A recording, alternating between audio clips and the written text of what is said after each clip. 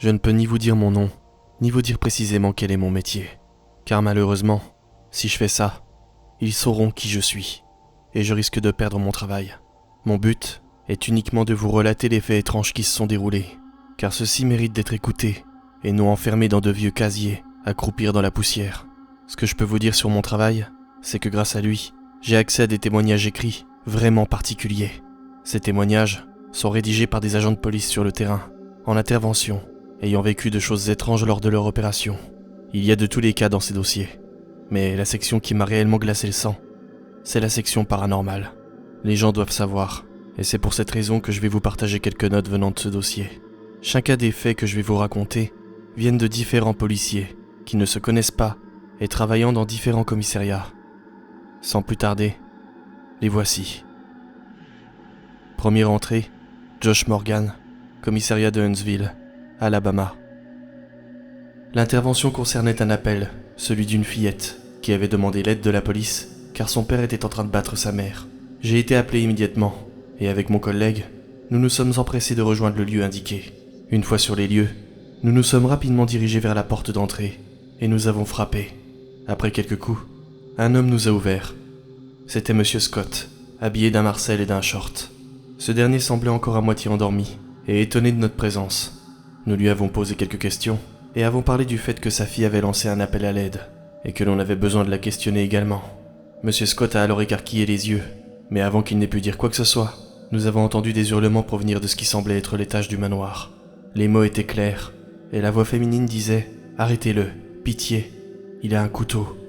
J'ai réagi rapidement, elle est plaquée au sol. Le cliquetis d'une lame tombant sur le carrelage s'est fait entendre, et Monsieur Scott a tenté de se débattre à la suite de cela. L'arme était un couteau de cuisine, qu'il avait glissé dans son ceinturon. Qui sait ce qui serait arrivé à Madame Scott si nous étions arrivés en retard? Mais pire encore, quel aurait été son sort si sa fille ne nous avait pas appelés?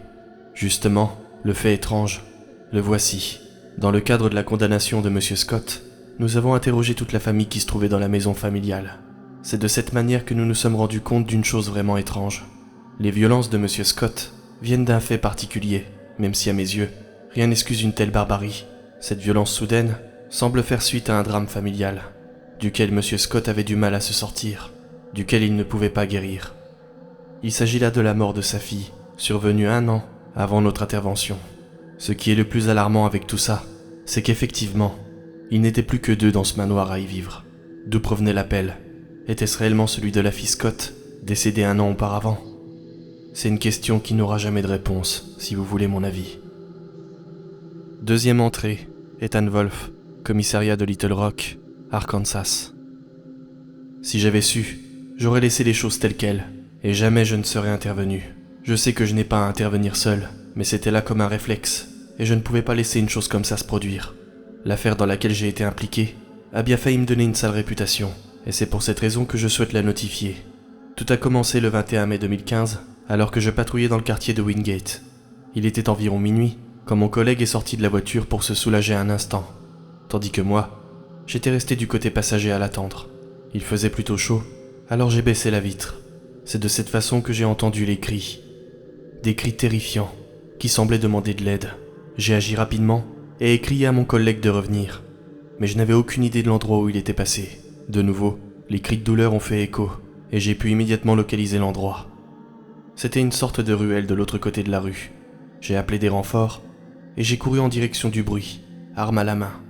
Je suis rapidement arrivé en face de la ruelle, mais là, les cris ont cessé. J'ai avancé prudemment en visant droit devant moi, mon arme à la main droite, ma lampe torche à la gauche. Plus j'avançais, et plus je me demandais si je n'avais pas halluciné. Mais il fallait que j'en aie le cœur net, car une vie était peut-être en danger. Plus j'avançais vers le fond de la ruelle, et plus l'obscurité m'enveloppait. Ma lampe torche semblait éclairer de moins en moins fort, comme si ses piles se déchargeaient au fur et à mesure que j'avançais. J'ai senti des courants d'air frais, et une sensation de danger imminent a commencé à m'envahir. La lumière était sur le point de s'éteindre, et j'allais me retrouver dans le noir le plus total, à la merci d'un potentiel individu violent. C'est donc avec regret que j'ai fait demi-tour. J'avais dans l'idée d'attendre des renforts avant d'intervenir. Je ne pouvais rien faire dans le noir, si ce n'était que possiblement tirer sur un innocent, et je ne pouvais pas courir ce risque. J'ai trottiné en direction de l'entrée de la ruelle, et après quelques secondes, j'ai été aveuglé par une lumière particulièrement forte. Il a fallu un peu de temps avant que mes yeux ne s'adaptent. et j'ai pu voir d'où elle provenait. C'était le faisceau d'une lampe torche, me ciblant directement. C'est à ce moment-là que mon collègue a parlé. Il a prononcé « Qu'est-ce que tu fais ?» J'étais rassuré. Rassuré car je n'étais plus tout seul, et qu'on allait pouvoir pister les cris ensemble. J'ai commencé à me diriger vers lui, et je lui ai demandé de baisser sa lampe torche, car je ne voyais rien si ce n'était que sa silhouette. Je lui ai demandé 1 fois, 2 fois, mais il continuait de braquer sa lampe contre moi. Après un moment, j'ai commencé à lui demander plus fermement de baisser sa fichue lampe torche. Il s'est exécuté, et ce, très lentement. Le faisceau de lumière a commencé à éclairer le béton devant lui. Puis, le bout de ses pieds. J'ai stoppé ma marche dans un sursaut, et ai tenté de pointer ma lampe torche en sa direction, mais elle n'éclairait plus du tout à ce moment-là. J'ai pointé mon arme droit sur lui, mais je n'ai pas su prononcer le moindre mot, car ce que je voyais me paralysait complètement, et je n'étais absolument pas préparé pour ça. Ce n'étaient pas les pieds de mon collègue, et pire encore, ses pieds ne touchaient même pas le sol. Ce qui se trouvait devant moi flottait littéralement au-dessus du béton. J'ai senti mes mains trembler, alors que je continuais de le tenir en joue, et dans un ultime effort, j'ai enfin réussi à prononcer une phrase. J'ai crié à la silhouette de se mettre à plat ventre, mais au lieu de ça, il a commencé à me dévoiler progressivement le reste de son corps avec sa lampe torche. J'ai vu ses genoux, puis son ventre, et ensuite son buste. Il s'est arrêté juste avant de me dévoiler son visage, et a prononcé dans une sorte de râle, toujours avec la voix de mon ami, « Tu ne veux pas voir ce à quoi je ressemble. » Seulement, à mon plus grand malheur, j'ai eu un aperçu de ce qu'il ne souhaitait pas me montrer, puisqu'à la base de son cou, je pouvais voir la pointe de sa langue, fourchue, de laquelle s'écoulaient de longs filets de bave. J'ai tiré, 2 ou 3 fois, car j'avais la certitude que la chose qui se trouvait devant moi n'était pas humaine. Mais au lieu d'entendre des plaintes de souffrance, j'ai entendu son rire. Son rire n'avait rien d'humain, et résonnait sans arrêt dans ma tête. J'avais la sensation que s'il continuait de rire comme ça, ma tête allait exploser, et que ma cervelle allait se retrouver éparpillée sur le sol de cette ruelle. J'ai tiré une nouvelle fois, mais rien. La créature riait encore, sans discontinuer. Je commençais à perdre espoir, quand quelque chose m'a sauvé de cette horreur. Une autre lumière, celle de la lampe torche de mon collègue. Il éclairait l'entrée de la ruelle, et n'était plus qu'à quelques pas de la créature. J'ai vu le buste du monstre se tourner en direction de mon collègue, et l'ai vu se figer au loin. Mon collègue venait sans doute de voir son visage, puisque ses yeux se sont écarquillés, et semblaient vidés de toute émotion. J'ai couru en direction de la route, contournant la créature, et j'ai senti le courant d'air froid, frôlant ma nuque, signe qu'il était à 2 doigts de se saisir de ma gorge lorsque je suis passé à côté de lui. Je me suis mis aux côtés de mon collègue et me suis retourné. Seulement, il n'y avait plus rien. J'ai alors regardé partout autour de moi, mais c'était inutile. La créature s'était volatilisée. Par la suite, je suis retourné jusqu'à la voiture, tirant par le bras mon collègue qui refusait toujours de bouger et semblait tétanisé par la peur. Je suis allé jusqu'au poste de police et j'ai été pris de nausée. Jamais je n'aurais pensé vivre une telle horreur durant ma carrière. Le plus frustrant dans tout ça, c'est que je ne sais pas ce qu'il est. Mais une chose de sûre, c'est que je n'ai pas été pris très au sérieux, alors que des cas d'apparitions similaires avaient été signalés dans la ville de Little Rock. Mais on a tout de même recueilli mon témoignage. Mais comme vous vous en doutez, l'affaire n'a rien donné. Mon collègue, lui, n'a pas eu la même chance que moi. Il est actuellement toujours à l'hôpital et n'a pas décroché un seul mot depuis cet incident. Il était le seul à avoir vu son visage. Et nuit et jour, je remercie le ciel de ne pas l'avoir vu moi aussi. 3e entrée, David Stevenson, commissariat d'Alexandria, Minnesota. Tout cela s'est passé le 9 août 2004. J'étais seul en voiture, en route pour déposer mon véhicule dans le dépôt, quand j'ai entendu un appel à l'aide sur ma radio. À ce moment-là, il était 1h30 du matin. L'appel avait été émis par un homme. Ce dernier hurlait qu'il avait besoin d'aide et de renfort devant l'école élémentaire Woodland. J'ai répondu présent, sans penser une seule seconde à ce à quoi j'allais faire face dans les minutes qui allaient suivre. À proximité du cimetière, non loin de l'école, j'ai enfin aperçu les gyrophares de l'unité qui demandait de l'aide. La voiture était garée, porte ouverte, juste en face de l'école Woodland. J'ai couru en direction de la voiture et ai sorti mon arme de service. Après quelques instants, j'ai pu apercevoir un homme, couvert à l'arrière de la voiture, pointant son pistolet droit devant lui. Il s'agissait là de l'officier Thompson, et semblait dans un état de panique totale. J'ai couru me couvrir avec lui, et lui ai demandé ce qui se passait. Il parlait vite, et n'était pas très clair. Il m'indiquait que quelque chose avait emporté son partenaire dans l'école. Quelque chose d'indescriptible, et démesurément grand.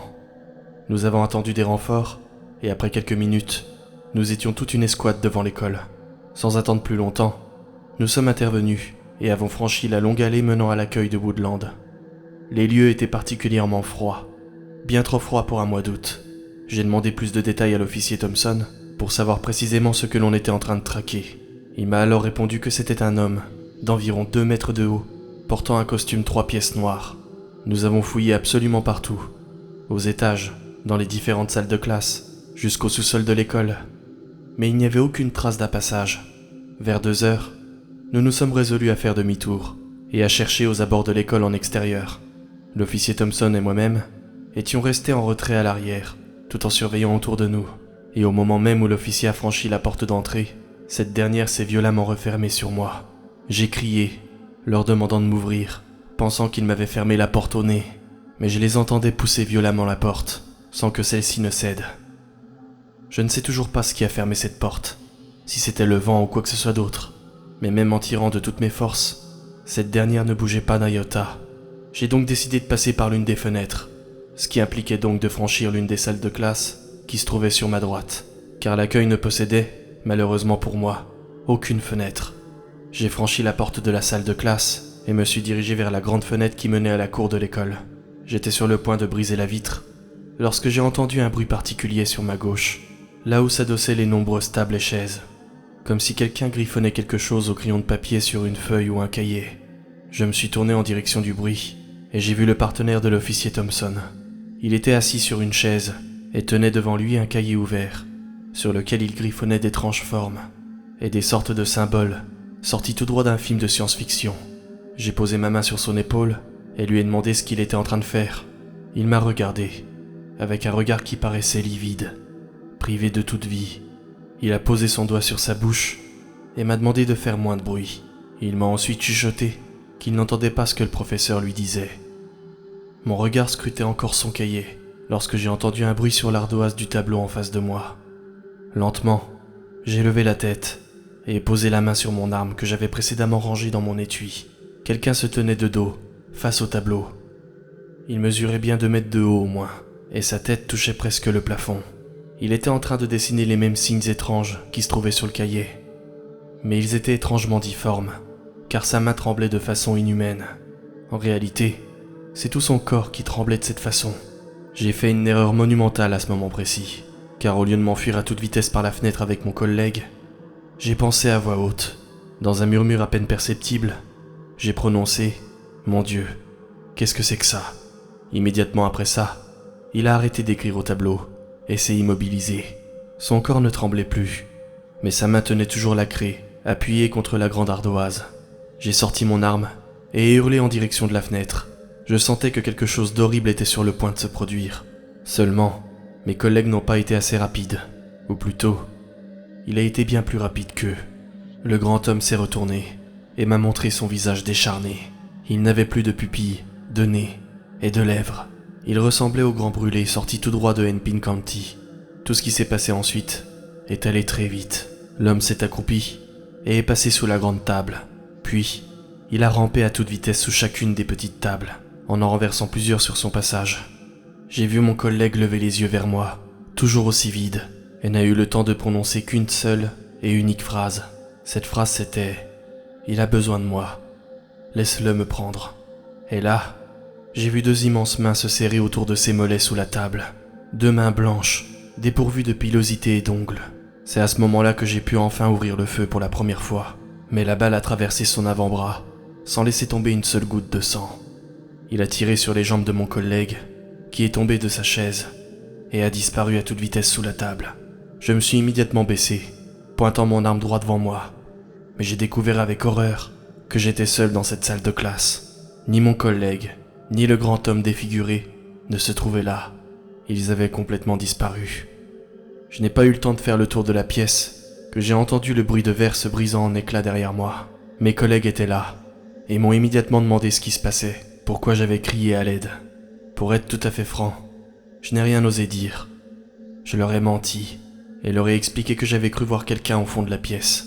J'avais peur de perdre mon travail, car au fur et à mesure que je scrutais la pièce, je n'y voyais aucun indice qui pouvait prouver tout ce que j'avançais, hormis une seule chose, le cahier qui se trouvait par terre, à côté de la table, les signes géométriques y étaient toujours, mais ce n'était pas une preuve suffisante pour avancer les faits que je venais de vivre. Il fallait déjà justifier le coup de feu que j'avais tiré, et je n'avais pas envie de finir dans un hôpital psychiatrique, comme le risquait sans doute l'officier Thompson. C'est donc au seuil de la retraite, 17 ans plus tard, que je décide de relater ces faits. Je me suis bien évidemment renseigné sur tout ça, mais malheureusement, je n'ai rien trouvé concernant le grand homme. Et à ce jour, jamais le partenaire de l'officier Thompson n'a été retrouvé.